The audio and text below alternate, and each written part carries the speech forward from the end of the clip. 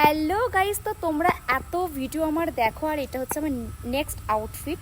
তো তোমরা বলো কীরকম লাগছে। আমি এই আউটফিটে বোধহয় ভিডিও করিনি না না করিস। তো এখন আমি এই আউটফিটে তোমাদের সাথে ভিডিও করছি আর সেখানে দাঁড়িয়ে আমি দেখাচ্ছি তোমাদেরকে আমি কোন লোকেশানে এসেছি।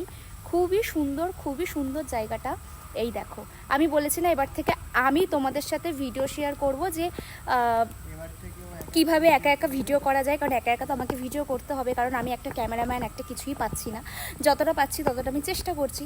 তো এই হলো আমার ড্রেস কালেকশন। দাঁড়াও, পুরো ড্রেসটা তো আমি দেখাতে পারছি না, তো যতটা পাচ্ছি অ্যাকচুয়ালি।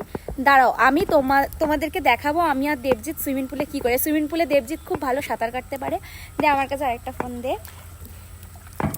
তোমরা অনেকে আমাকে বলো দিদি তুমি কোন ফোন থেকে ভিডিও করো। আচ্ছা, এই যে প্রো ম্যাক্স, আরেকটাতে যেটা ভিডিও করছি সেটা তো হচ্ছে আইফোন।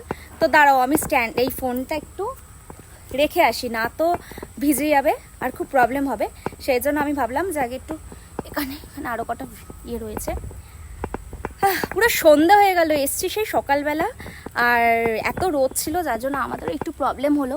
তো এখন আমি একটু দাঁড়াও, ওয়েট। তো দেখো এই যে পুরো ব্রাইটনেসটা কমে গেছে। আইফোনের একটা কি প্রবলেম জানি না, খুব বাজেভাবে ব্রাইটনেস কমে যায়। আর তোমরা এতদিন আমাদের ভিডিও দেখো, আমাকে দেখো, কোনোদিন আমার ব্যাকে যে থাকে তাকে দেখো না। তো এই হলো ব্যাপার। ও ভিডিও করতে চাই কিন্তু অ্যাকচুয়ালি কি বলতো, আমরা সেরকম ক্যামেরাম্যান এখন অবধি পাইনি। বাট যারা আমাদের ভিডিও করে কোলে নিয়ে আমি প্রচন্ড ভারী, দেখো এবার কথা হচ্ছে তোমরা অনেকেই ভাবো যে আমার ড্রেস নিয়ে, মানে প্রত্যেকটা ভিডিওর মধ্যে একটা কথাই বলি, ড্রেস নিয়ে বলো।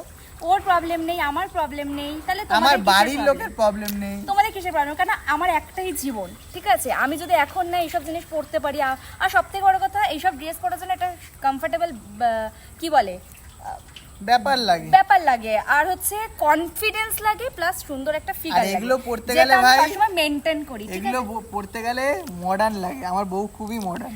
দাঁড়া, আমি তো মডার্ন, এটা তো আমি জানি আমি মডার্ন, কিন্তু ওরা সেখান থেকে অনেকেই অনেক কমেন্ট করে। আবার অনেকে এটাও কমেন্ট করে তোমার দিদি অনেক বয়স হয়ে গেছে, তুমি কেন ইয়ে করো। আমার বয়স হয়েছে, যেদিন আমার সময় হবে সেদিন আমি চলে যাবো, কিন্তু তোমাদেরকে এত চিন্তা করার দরকার নেই। কিন্তু বলো ভিউটা কেমন, এবার বলো ভিউটা কেমন, কাকে বেশি ভালো লাগছে, আমাকে না দাদাকে? বলো। দাঁড়া,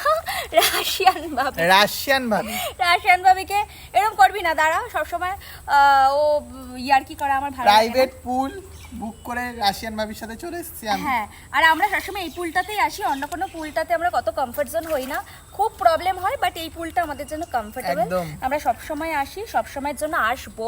এবং তোমরাও যদি চিনতে পারো তাহলে কমেন্ট করো, আর তোমরাও আশা করি আসবে, ঠিক আছে?